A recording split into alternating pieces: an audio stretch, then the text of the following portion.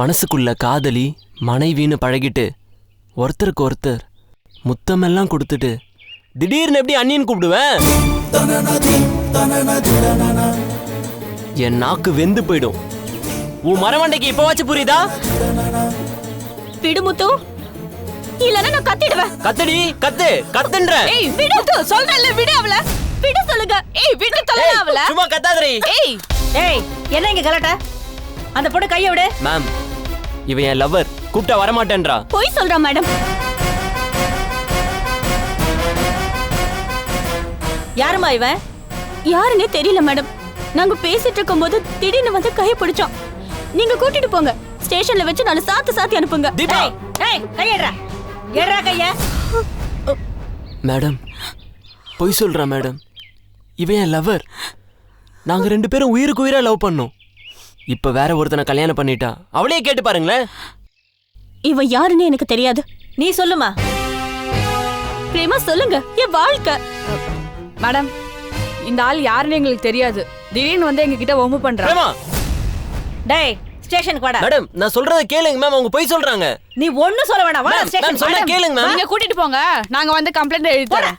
எவ்வளவு தைரியம் தான் பப்ளிக்ல வச்சு பொம்பளை கைய. நீங்க அப்படி சொன்னீங்க? ஏன் அவனுக்கு தெரியாதுன்னு சொன்னீங்க? உன் எதிர்காலத்தை நினைச்சுதான் அப்படி சொன்னேன்.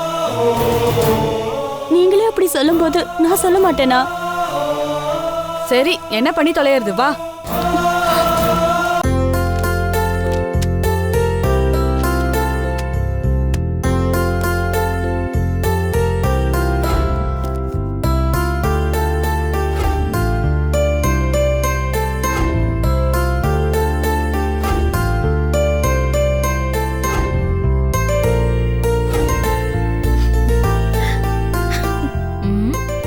ஏய், என்னடி எப்போ ஆபீஸ் ஃபைல பாத்துக்கிட்டு திருவிழால காணாம போன குழந்தை மாதிரி முழிச்சுக்கிட்டே இருப்ப?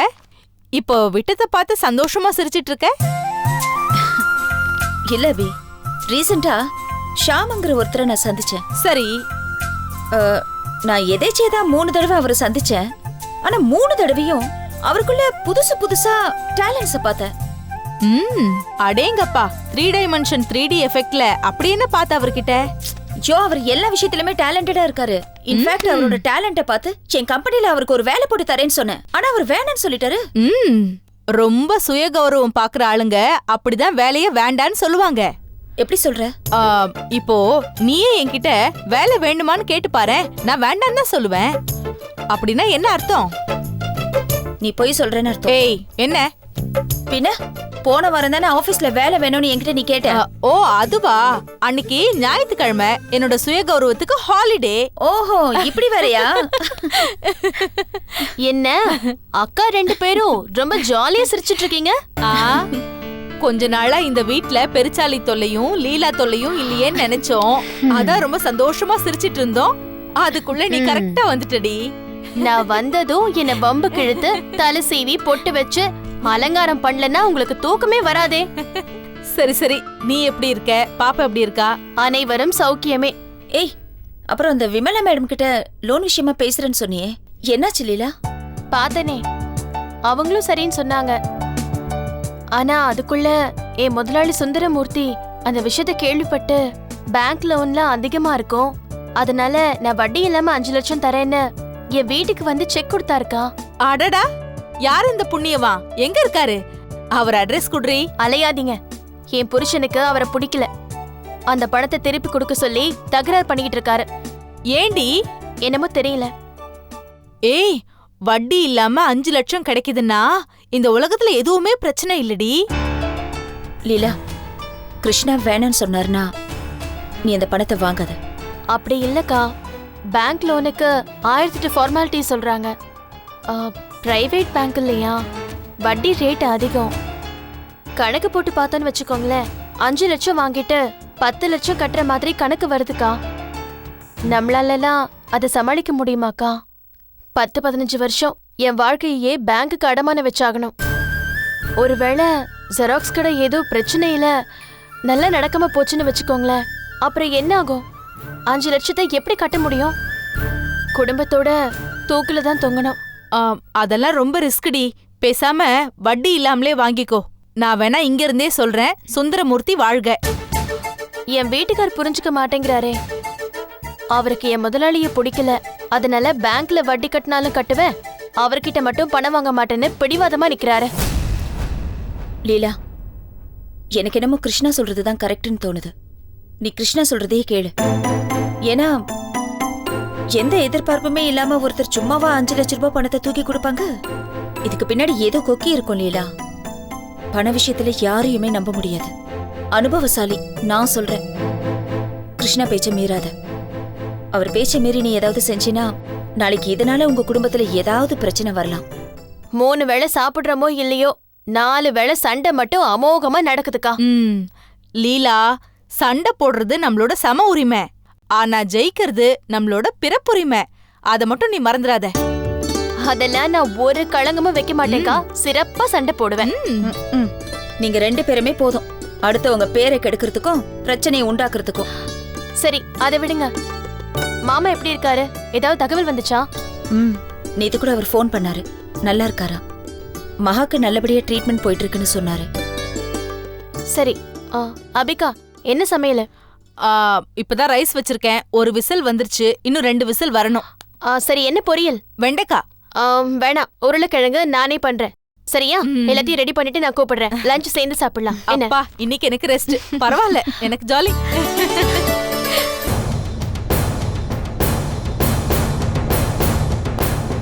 Sir, coffee sir. ஏய், போடா உள்ள. போடா. போடாங்கற. மேம், நான் இந்த தப்பு பண்ணல மேம். என் லவர் கை தான் மேம் பிடிச்சேன். எதுவா இருந்தாலும் சார் கிட்ட சொல்லு. என்ன விஷயம்? யார் இந்த பையன்? பார்க்ல அதுவும் பட்ட பகல்ல ஒரு கல்யாணம் ஆன பொண்ணு கிட்ட போய் கலாட்டா பண்றான் சார். Eve teasing case sir. என் மேல கொலை கேஸே போடுங்க சார். நான் பயப்படல, ஆனா காரணம் தெரிஞ்சுட்டு போடுங்க. என்னப்பா, பார்த்தா படிச்ச பையன் மாதிரி இருக்க. என்ன பிரச்சனை உனக்கு?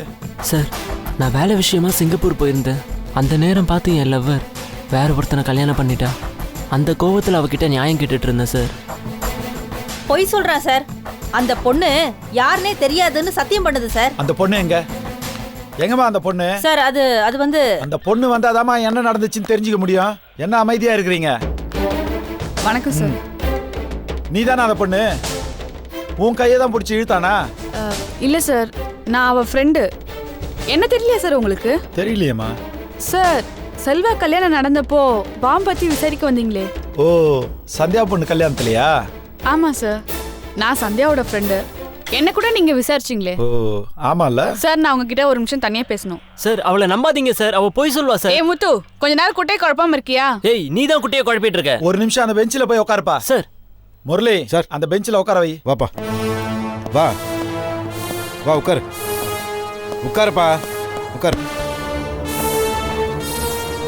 நீ வாமா.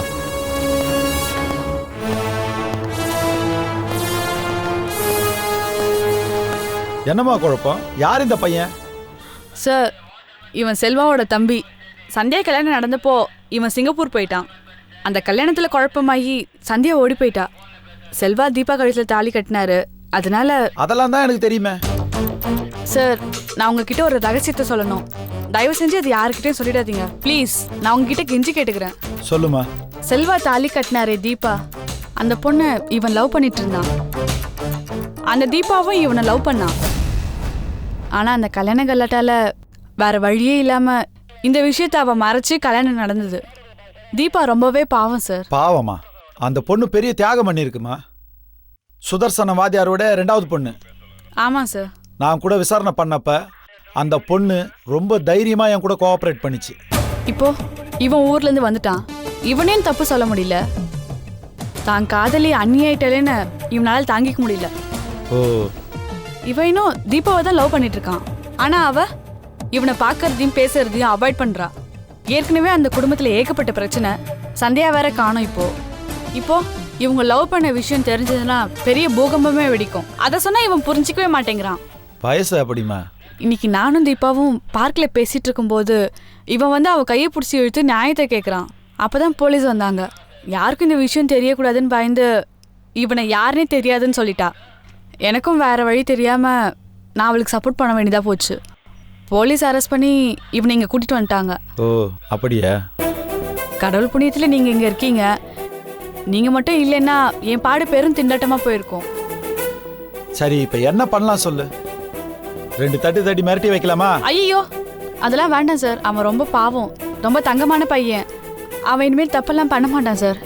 ஏதோ மனசு கஷ்டத்தினால அப்படி பண்ணிட்டான். தயவு செஞ்சு அவனுக்கு அட்வைஸ் மட்டும் பண்ணி அனுப்புங்க. மற்றபடி இந்த விஷயத்த வெளியில சொல்லி பெருசு பண்ணிடாதீங்க ப்ளீஸ் சார். சரி வாமா. Thank you sir. தம்பி ஒரு நிமிஷம் இங்க வாங்க. நீங்க போங்க, நான் பாத்துக்கிறேன். சரிங்க சார். உட்காருங்க. உட்காருப்பா. இல்ல பரவாயில்ல, இருக்கட்டும் சார். உட்காருப்பா. நீயும் உட்காருமா.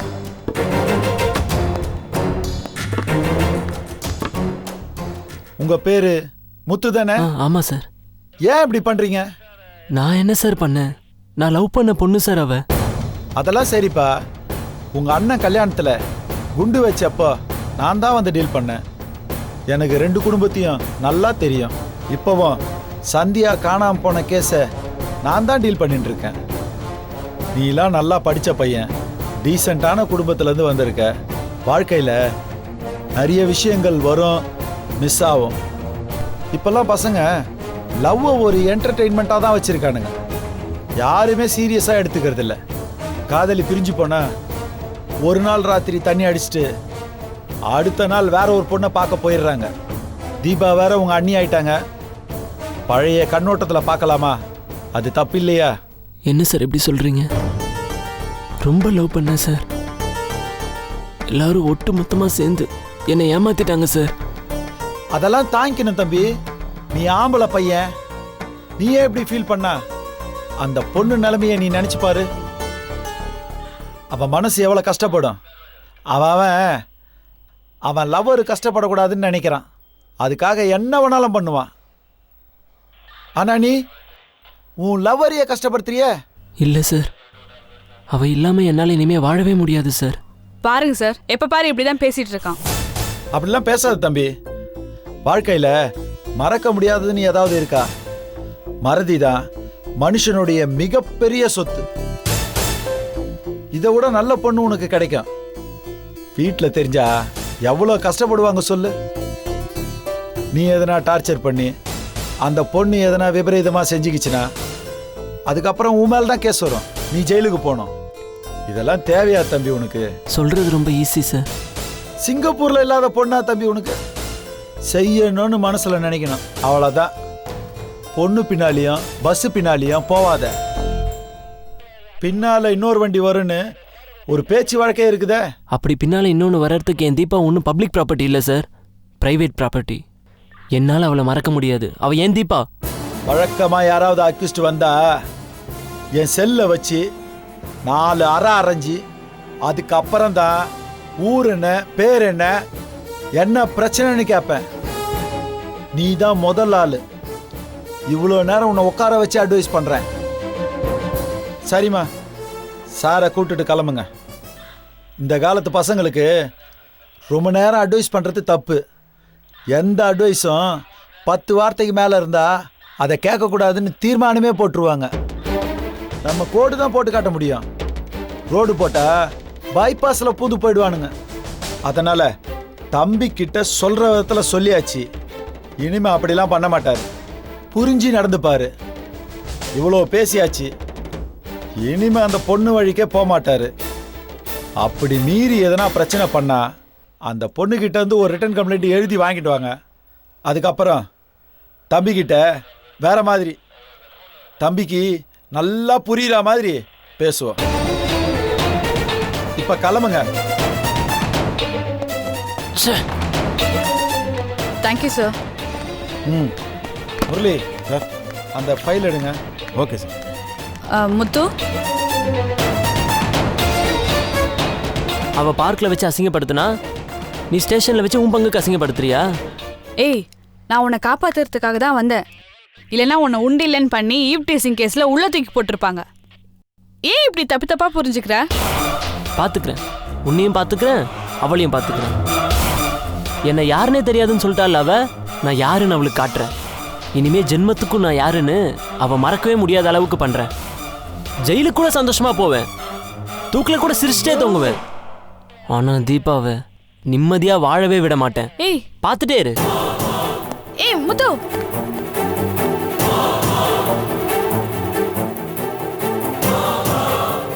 கடவுளே, இது எங்க போய் முடிய போகுதுன்னே தெரியல. கௌரி, ஆ கௌரி, கோயிலுக்கு கிளம்புறதுக்கு எவ்வளவு நேரமா? சாமி கூட சீக்கிரமா அலங்காரம் பண்ணிடுவாங்க. ஆனா நீங்க அலங்காரம் பண்றதுக்குள்ள ஏங்க, இந்த வயசுக்கு மேல எனக்கு என்ன அலங்காரம்? சாமிக்கு தான் நான் பூ கட்டிட்டு இருந்தேன். சரி வா போலாம். என்னங்கண்ணா?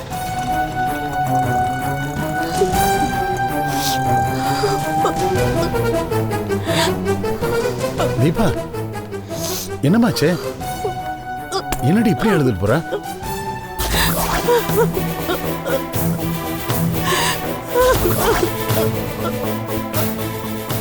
என்னம்மா?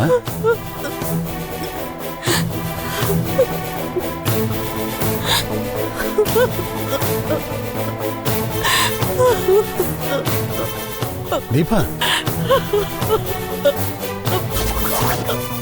என்னமாச்சு சொல்லுமா? தீபா, என்னம்மா ஆச்சு? ஏன் அழற? சொல்லுமா.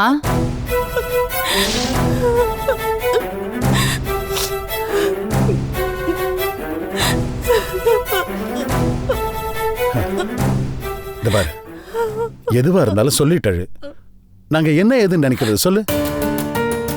என்னம்மா, அங்க ஏதாவது பிரச்சனையா? மாப்பிள்ளை ஏதாவது அடிச்சிட்டாரா? இல்ல சம்மதி ஏதாவது சொன்னாராமா? எனக்கு ஏன் இந்த கல்யாணத்தை பண்ணி வச்சீங்க? எதுக்கு பண்ணி வச்சீங்க? ஏன் கையாலேயே என் கண்ணை குத்திக்க வச்சிட்டீங்கல்ல? நீ சொல்றது எங்களுக்கு ஒண்ணுமே புரியலடி. நான் சொல்றது உங்களுக்கு புரியாது. இதை விட புரிய வைக்கிற மாதிரி எனக்கு சொல்ல தெரியாது. என் மனசை உடைச்சிட்டீங்க. என் வாழ்க்கையை நாசம் பண்ணிட்டீங்க. என் வாழ்க்கை மட்டும் இல்ல, என்னோட சேர்த்து 4 பேர் வாழ்க்கையும் நாசம் பண்ணிட்டீங்க. 4 பேரா? என்னடி வளர்ற? அன்னைக்கும் இதே மாதிரி தான் சொல்லிட்டு போன. யாருடி அந்த 4 பேரு? ஒண்ணு நீ, அப்புறம் செல்வா, அப்புறம் சந்தியா. 3 பேர் தானே. அந்த 4வது ஆள் யாரு? இவ வேற. அவ ஏதோ பேச்சு வாக்குல சொன்னா. நீ என்னடா 1 2 3 ஆள என்ற கணக்கு வாத்தியார் சம்சாரம் சமயம் பார்த்து நிரூபிக்கிறியா? அட சும்மா இருங்க நீங்க. அவ வாய் வார்த்தை அப்படி சொல்லல. அன்னைக்கே ஒரு நாள் இப்படிதான் வார்த்தையை விட்டா. இப்ப மறுபடியும் சொல்றா. இத பார், உன் அளவுக்கு எங்களுக்கு அறிவும் அனுபவமும் இல்ல. யாரோ 4 பேர்னு சொன்னியே, யார் அந்த 4வது ஆளு? சும்மா அவளை போட்டு படுத்தாதடி. ஏங்க, நீங்க சும்மாவே இருக்க மாட்டீங்களா? இதெல்லாம் உங்களுக்கு தெரியாது. தீபா, சொல்லுடி, யார் அந்த 4வது ஆளு? இப்ப அந்த 4வது ஆளால தான் பிரச்சனையா? அதுக்காக தான் அழறியா? ஐயோ, என் விதியை நினைச்சு நான் அழறேன். அதெல்லாம் இல்ல, ஏதோ இருக்கு. யார் அந்த 4வது ஆளு? சொல்லுடி. எவனையாவது லவ் பண்ணியா? இல்ல எவனாவது உன்னை பிளாக்மெயில் பண்றானா? உன்னை யாராவது வாழ விடாம தடுக்கிறானா? அதனாலதான் நீ செல்வா கூட வாழ மாட்டேங்கிறியா?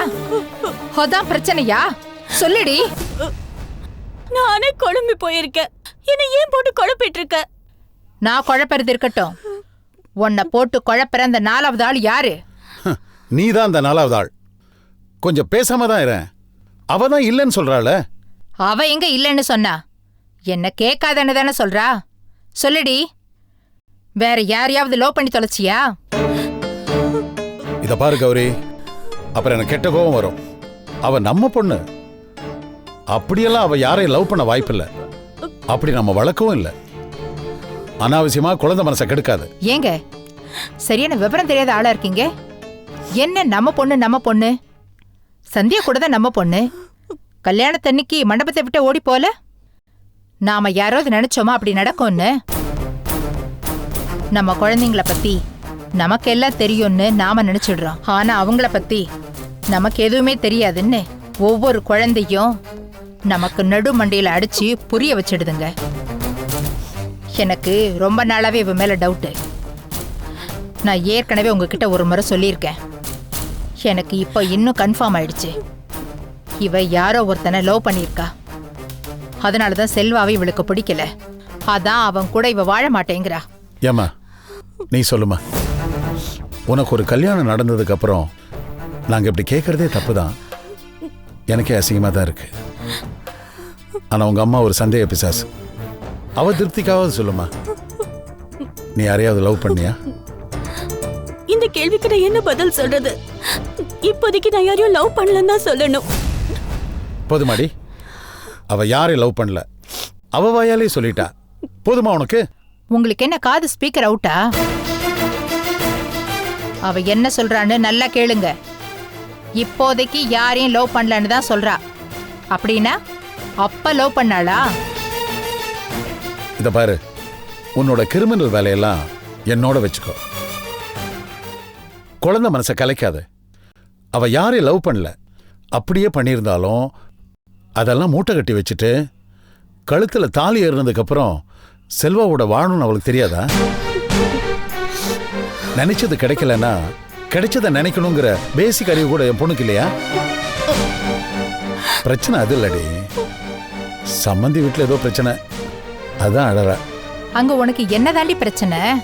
அக்கா இருக்க வேண்டிய இடத்துல நான் எப்படிம்மா வாழ்றது? ஏமா இதுவும் பிரச்சனையா? இதுக்காக அழற? இந்த உலகத்துல எத்தனையோ அக்காங்க இருந்த இடத்துல அவங்க தங்கச்சிங்க வாழ்க்கப்பட்டுட்டு தான் இருக்காங்க. இது ஒன்றும் புதுசு இல்லை தீபா. அப்படியெல்லாம் என்னால வாழ முடியாதுப்பா. நான் இனிமே அங்க போக மாட்டேன்.